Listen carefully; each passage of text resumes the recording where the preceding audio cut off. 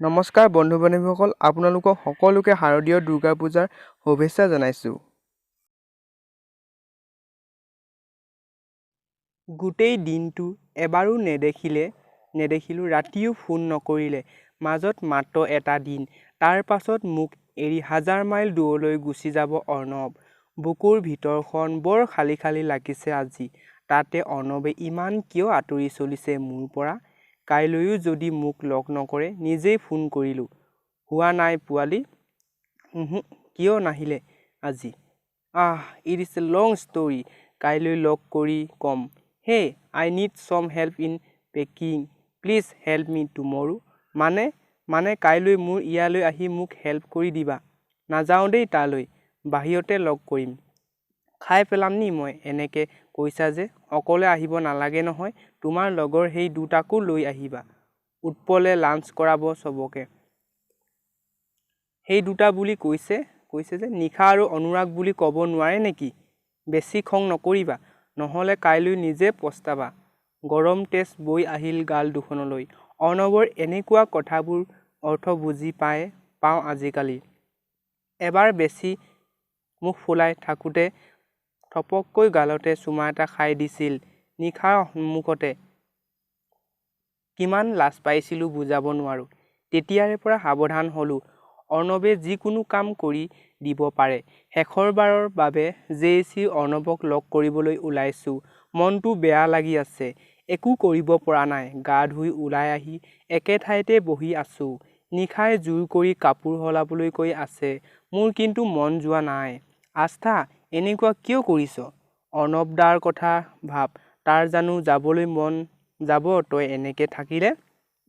হয়তো মই তেওঁৰ কথা কিয় ভবা নাই এবাৰো। মই এনেকৈ থাকিলে তেওঁ বেয়া লাগিব। নিজকে বুজালোঁ।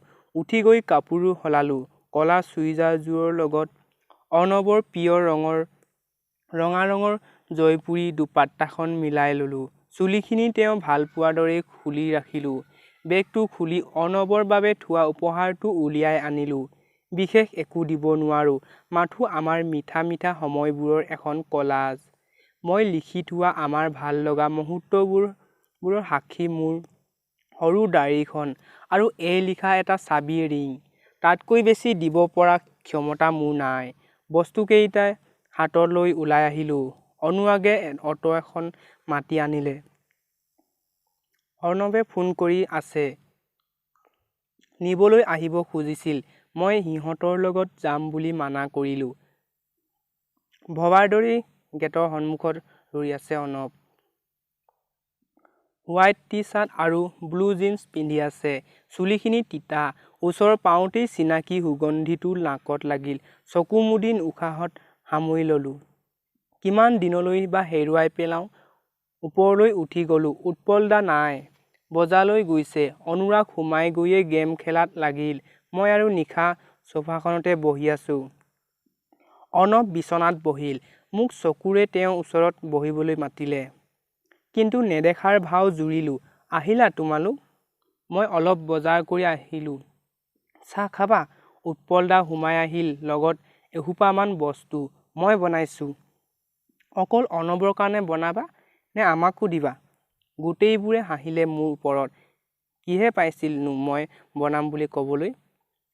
ক'লোঁ যেতিয়া উপায় নাই। পাকঘৰটো আগতে আহোঁতে দেখিছিলোঁ, সোমাই গ'লোঁ। পিছে পিছে নিশা আহিল। চাহ বনাই থাকোঁতে অৰ্ণৱ দুবাৰমান আহিল, কিন্তু নিশা থকাৰ কাৰণে একো নক'লে।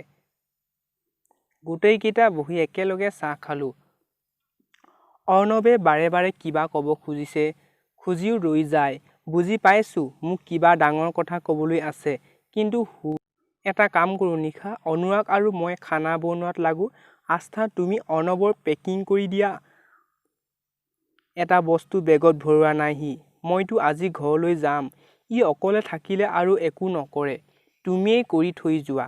উঠি অৰ্ণৱৰ ৰুমলৈ গ'লোঁ। সঁচাকৈ একো সামৰি থোৱা নাই। চব বস্তু বিচনাত থৈ দিছে। ওচৰতে এটা ট্ৰলি আৰু এটা ডাঙৰ পিঠিত লোৱা বেগ। কাপোৰ আৰু কিতাপৰ দম। মোৰেই মূৰ ঘূৰাই গ'ল। ভয় খাব নালাগে তুমি, জাষ্ট মোৰ ওচৰত বহি থাকা, মই কৰি ল'ম। আচৰিত হ'লোঁ, নিজেই যদি কৰিব পাৰে মোক আকৌ কিয় মাতিছিল? অৰ্ণৱৰ কথা গুৰুত্ব নিদি কাপোৰবোৰ জপাত লাগিলোঁ। তেওঁ আহি বিচনাখনত বহিল। মোৰ হাতৰ পৰা জাপিবলৈ লোৱা চোলাটো কাঢ়ি ল'লে। কালি তোমাৰ ওচৰলৈ কিয় নাহিলোঁ নুসুধা? কিয়? ক'বলগীয়া কথা হ'লে আপুনি নিজেই ক'ব। বহাৰ পৰা উঠি মোৰ ওচৰত ৰ'ল। মোৰ বাহুহিত ধৰি তেওঁ ফালে ঘূৰাই ল'লে। তোমালোকৰ ঘৰলৈ গৈছিলোঁ কালি, এতিয়াও একো নুসুধা? চক খাই উঠিলোঁ। কিয় গৈছিল তেওঁ আমাৰ ঘৰলৈ? মই জানো আস্থা, তুমি মাৰ পৰা একো কথাই লুকুৱাই নোথোৱা, কিন্তু এতিয়া মোৰ কাৰণ তুমি মাকো মিছা কথা ক'বলগীয়া হৈছে।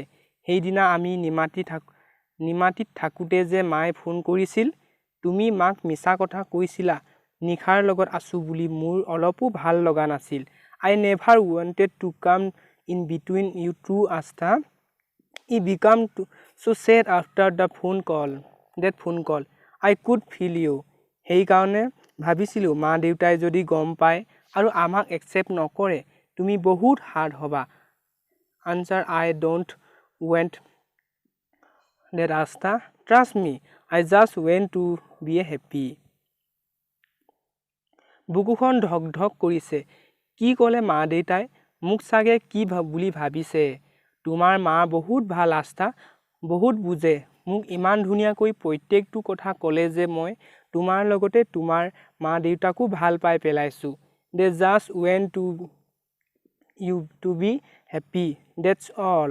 ময়ো ক'লোঁ, তোমাৰ মাক তুমি কিমান কষ্ট পাইছা কথাবোৰ লুকুৱাই ৰাখি। আজি কথা পাতি ল'বা, একো নহয়, মনটো ভাল লাগিব। অ'কে। আকৌ এবাৰ প্ৰেমত পৰিলোঁ এই অকৰা ল'ৰাটোৰ।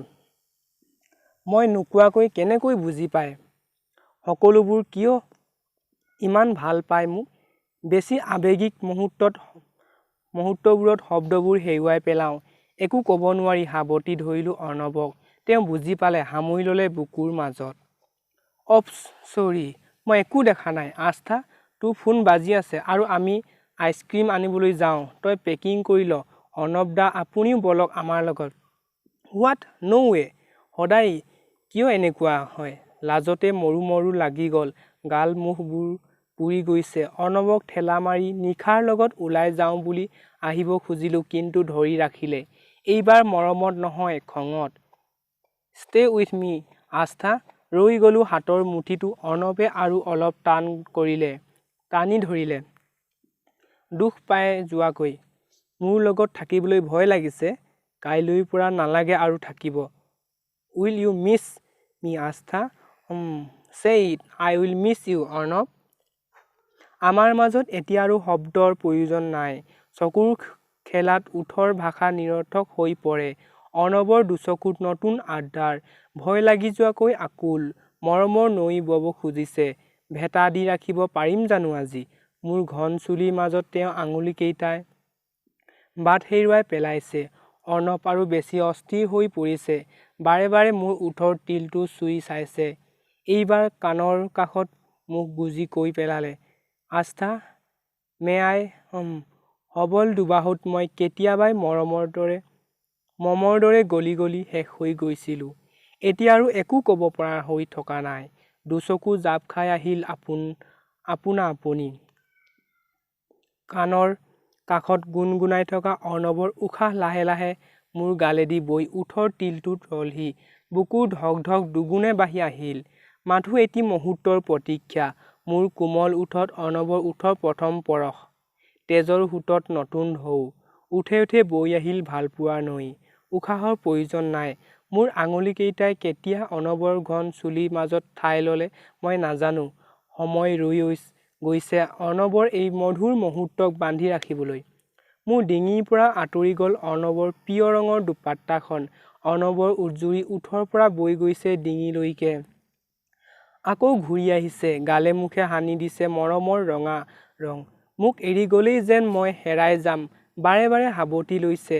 গালে মুখে আঙুলি বুলাইছে। বুকুত বান্ধি ৰখা সকলোবোৰ হেঁপাহ আজিয়েই সিঁচি দিম যেন লাগিছে।